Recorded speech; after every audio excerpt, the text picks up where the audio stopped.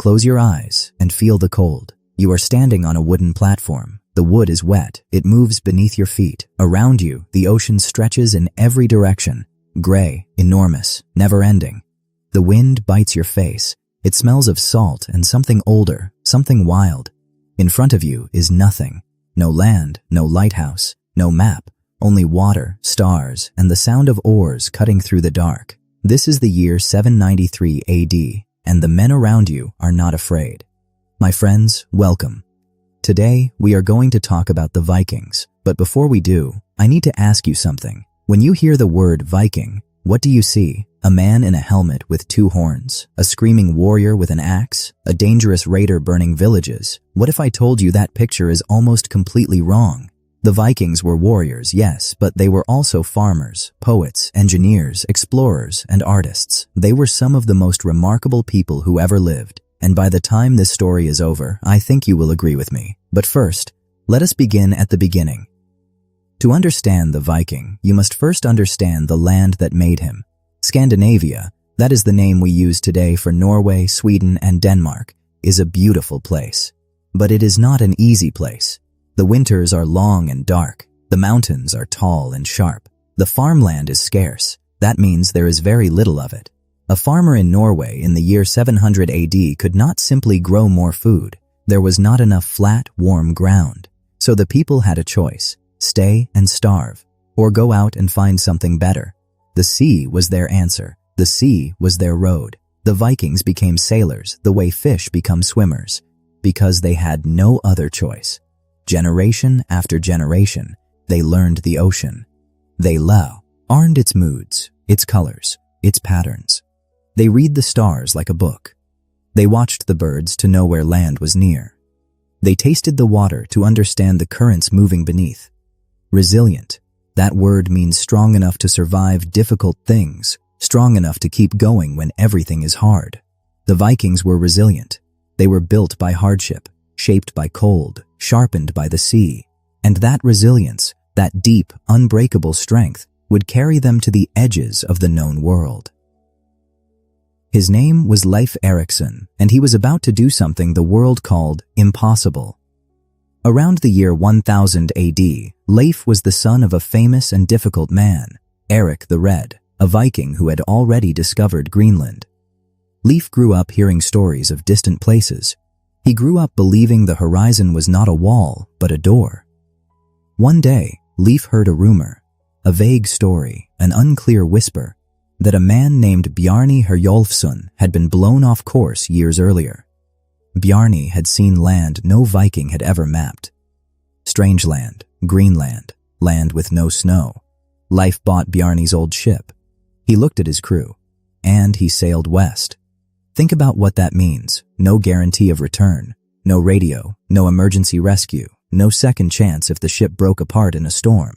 Just a wooden boat, a sail made of wool, and a man who refused to let fear make his decisions for him. After weeks at sea, Leif's crew landed on a coast covered in wild grapes and green grass.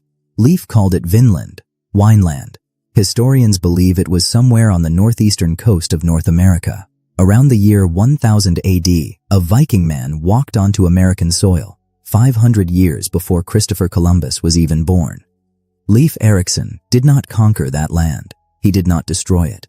He simply looked at it with wonder, spent the winter there, and brought the news home. Can you imagine the weight of that moment? A man standing somewhere no one from his world had ever stood, breathing air no European had ever breathed. That is not just history. That is courage made physical. On a June morning in 793 AD, the monks heard something strange, the sound of oars. The monastery at Lindisfarne was a holy place. Lindisfarne is a small island off the northeastern coast of England. The monks who lived there were peaceful men. They prayed. They copied ancient texts by hand. They lit candles in the darkness and sang quiet songs to their god. They had no weapons. They had no soldiers. They had no warning. When the Viking longships came out of the morning fog, gray shapes becoming real shapes, oars moving in rhythm, the carved dragon heads at the front watching the shore, everything changed. The raid on Lindisfarne was not the first Viking raid in history, but it was the one that history remembered, The monks who survived wrote about it with shaking hands. They described fire and noise and men who seemed to feel no fear. Word spread across Europe. The name Viking became a word that made people's hearts beat faster. But here is the part that most people do not know. The men who raided Lindisfarne were not from some special warrior class. Many of them were farmers who spent most of the year growing barley and raising animals. They raided in the summer when the seas were calmer to gather wealth for their families. They were not monsters. They were desperate. They were brave, and they were very, very good at what they did.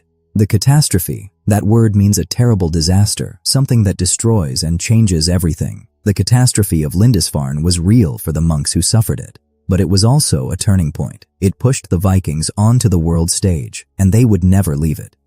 Here is the secret that made the Vikings unstoppable. And it had nothing to do with swords. It was their boats. Most ships of that era were large and heavy. They were built for carrying weight, for moving slowly across known routes. They were built for protection. But the Viking longship was built for something completely different. It was built for speed and for surprise.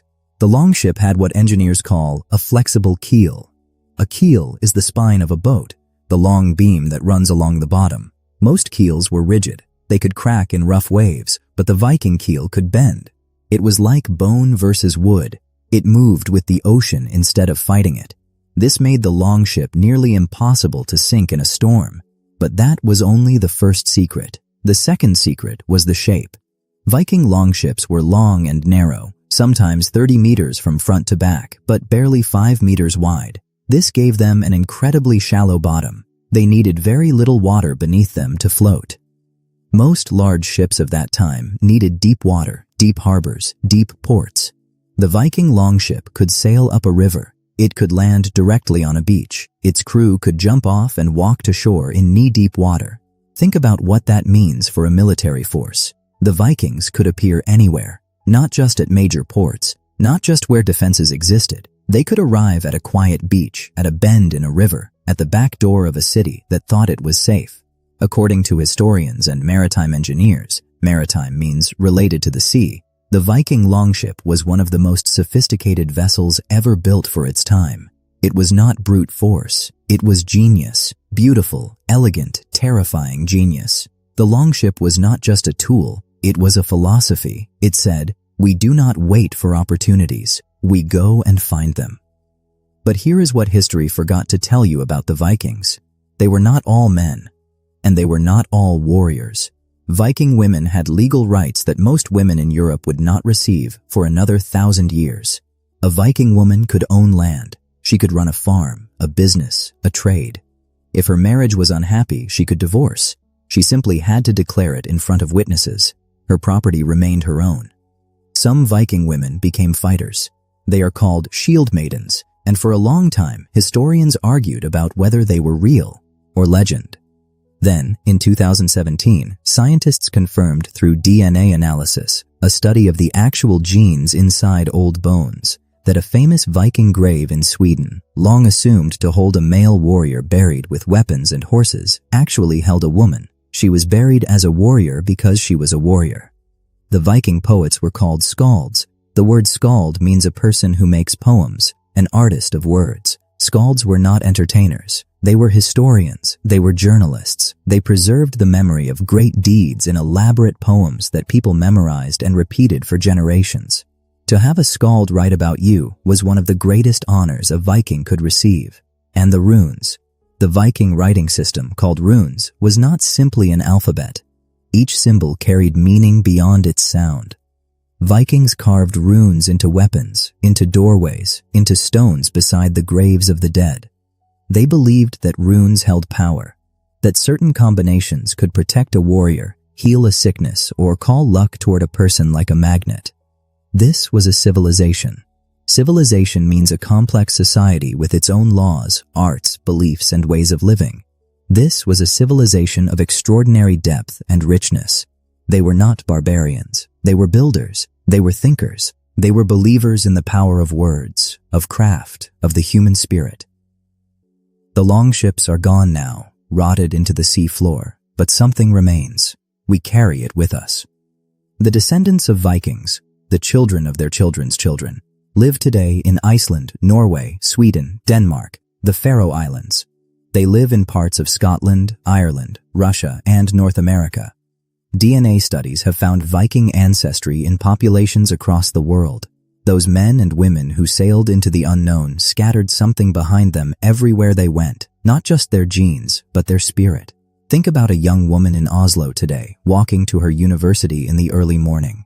The sky is dark, it is cold, her breath makes small clouds in the air. She does not know every detail of her ancestors' lives, but something inside her, some reflex, some instinct, makes her keep walking forward without flinching. She does not know she is walking the same way they walked, toward the unknown, without flinching. The Viking believed in something called weird, a word that meant fate or destiny, but not in a passive way. Not whatever happens, happens. Viking weird meant something more like, the shape of your life is woven from your choices and your courage. You cannot control the storm, but you can choose to sail. My friends, that is the real gift the Vikings left the world. Not gold, not conquest, not the fear they put in other people's hearts. The real gift is a question they answer with their whole lives. What would you do if you were not afraid? They built ships out of trees and launched them into impossible seas. They navigated by stars. They found new continents. They wrote poems about the people they loved. They buried their dead with honor. They gave their women rights. They carved their prayers into stone. They did all of this because they believed that a life without risk is not really a life at all. And now, every time you stand at the edge of something new, something uncertain, something that makes your heart beat faster, every time you choose to move forward anyway, you are doing something very old and very human. You are, in your own way, setting sail. May the wind always be behind you. May the stars always be clear above you. And may you always have the courage to keep going, even when the horizon shows you nothing but more sea.